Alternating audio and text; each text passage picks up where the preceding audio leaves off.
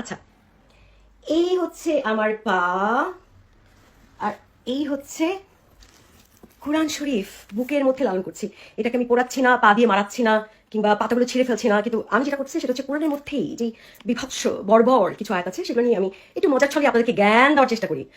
তো আপনারা তো, আমি যদিও প্রথমেই শুরু করলাম যে আমি তো পা দিয়ে মারাচ্ছি না, মানে সেরকম অবমাননা করছি না কোরআনকে সেরকম ভাবে, মানে পুড়িয়ে কিংবা খাতা ছিঁড়ে কিংবা সো অন, রাইট? আমি জাস্ট এই কোরআনের মধ্যেগুলি যেই কথাগুলো বলা আছে সেগুলো নিয়ে আপনাদের সামনে আসি, রাইট? সো তারপরেও তো আপনারা আমাকে সারাক্ষণ সেই রকম দুচে দিচ্ছেন, তাই না? সামনাসামনি পেলে তো আপনারা অনেকেই বলছেন যে ঘাড়ি কোপ মারবেন, এবং অনেকেই এরকমও কমেন্টস লিখেছেন যে আমার মনে শান্তি হবে যখন তোরে আমি কোপ মারতে পারবো এবং নিজে মরে যাবো, এরকম মানে এত ভালোবাসা। তো আসলে আপনারা কোনটাতে খুশি হবেন?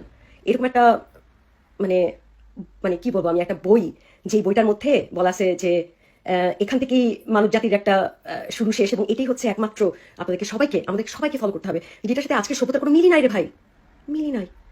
তো আপনারা হুদাই একটা আরবি ভাষা, এবং এই আরবি ভাষার একটা বই যেটাকে আপনারা জানেন না, পুরোপুরি মানেন না আসলে, তো সেইটাকে কেন্দ্র করে এত হাহাকার কেন ঘটাচ্ছেন ভাই আমার, কিংবা বোন আমার, কিংবা এর মাঝামাঝি যারাই আছেন না কেন, সবাই একটু ভাববেন তো যে কেন এত হাহাকার? কারণ যারা এরকম অবমাননা করছে, আমাকেও ধরছেন অবমাননা, কিন্তু আমি তো কোরআন ছিঁড়িনি, পোড়াইনি, লাথিও বানিনি। একটু আগে দেখলাম পায়ের সাথে আমার কতটা, আমি কোরআনটি আমি বুকে ধার্য করেছি। বাট ইয়ে থাকেন, এই যে কোরআনের যে ফাইজলামি কথাগুলো বলা আছে এগুলো নিয়ে কথা বলছি, রাইট? সো এটা কি কোরআনের অবমাননা হলো, নাকি আপনাদের কাছে আমি হয়তো ভুল করছি? আমাকে একটু জানান যে আমার কোন জায়গাটা ভুল ছিল।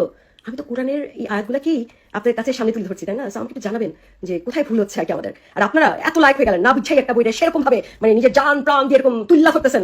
সো প্লিজ, প্লিজ একটু নিজেরাও বুঝবেন, আমাদেরকেও বুঝতে সাহায্য করবেন যে আসলে কিসের কারণে আপনারা এতটা পাগলা হয়ে যান। ধন্যবাদ।